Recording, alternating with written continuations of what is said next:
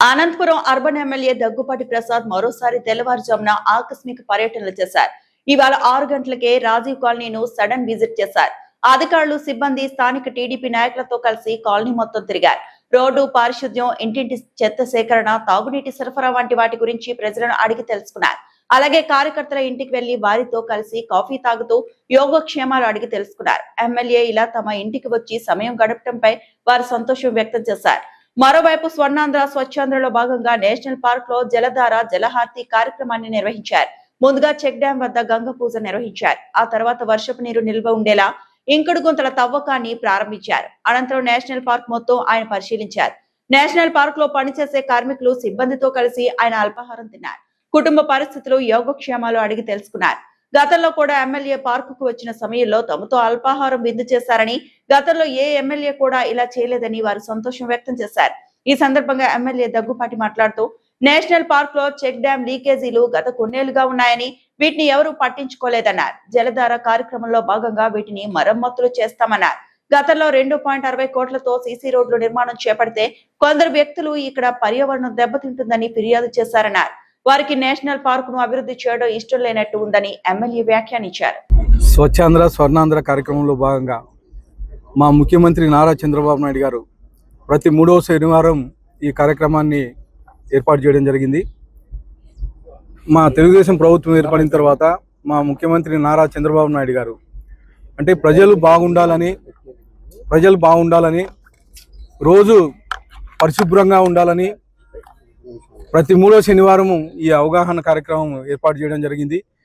దానిలో భాగంగా ఈరోజు జలధార జలహారతి అంటే వాటర్ రిసోర్సెస్ని ఎట్లా మేనేజ్ చేసుకోవాలి, ఎలా ఒడిసిపట్టుకోవాలి, బయటికి వెళ్ళకోకుండా మన ఇంట్లోనే ఎలా నిల్వ చేసుకోవాలి అనేది దీంట్లో భాగంగా ఈరోజు జలధార జలహారతి కార్యక్రమం ఈ 3వ శనివారం సందర్భంగా స్వచ్ఛాంధ్ర స్వర్ణాంధ్ర కార్యక్రమంలో భాగంగా ఏర్పాటు చేయడం జరిగింది. ఈరోజు దానిలో భాగంగా అనంతపురం శివారులో ఉన్నటువంటి నేషనల్ పార్కులో దాదాపు ఒక 7-8 హార్వెస్టింగ్ పిట్లు ఏర్పాటు చేయడం జరిగింది.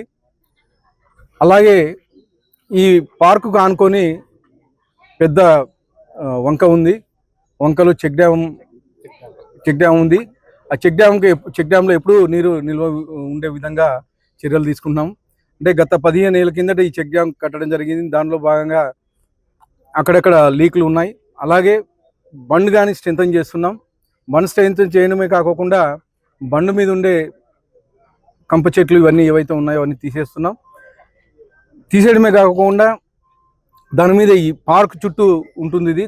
దాని మీద ఒక వాకింగ్ ట్రాక్ గానే ఏర్పాటు చేసే విధంగా చర్యలు తీసుకుంటున్నామని చెప్పేసి తెలియజేస్తాను. ముఖ్యంగా ప్రతి 3వ శనివారం ఏదో ఒక కార్యక్రమం అంటే ప్రజలకి అవగాహన కార్యక్రమం కల్పించే విధంగా మా ముఖ్యమంత్రి నారా చంద్రబాబు నాయుడు గారు అయితేమి, అలాగే మా యువ నాయకుడు నారా లోకేష్ గారు అయితేమి, మా ఉప ముఖ్యమంత్రి పవన్ కళ్యాణ్ గారు, అలాగే మా ఎన్డీఏ కూటమి ప్రభుత్వం ఏర్పాటు చేయడం జరుగుతుంది.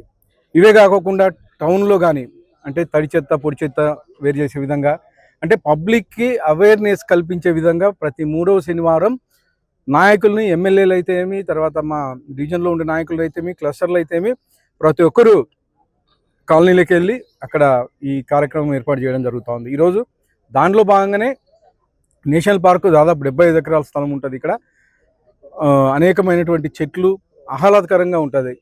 దాంట్లో భాగంగా హార్వెస్టింగ్ పిట్లు అంటే వాటర్ ఇక్కడ ఉండే వాటర్ బయటికి వెళ్ళకోకుండా బోర్లు రీఛార్జ్ అయ్యే విధంగా హార్వెస్టింగ్ పిట్లు ఏర్పాటు చేయడం జరిగింది. ఏర్పాటు చేయడమే కాకుండా ఇక్కడ అనేకమైనటువంటి డెవలప్మెంట్ కార్యక్రమాలు కానీ చేపడుతున్నామని చెప్పేసి తెలియజేస్తూ ఈ అవకాశం ఇచ్చిన అందరికీ ధన్యవాదాలు.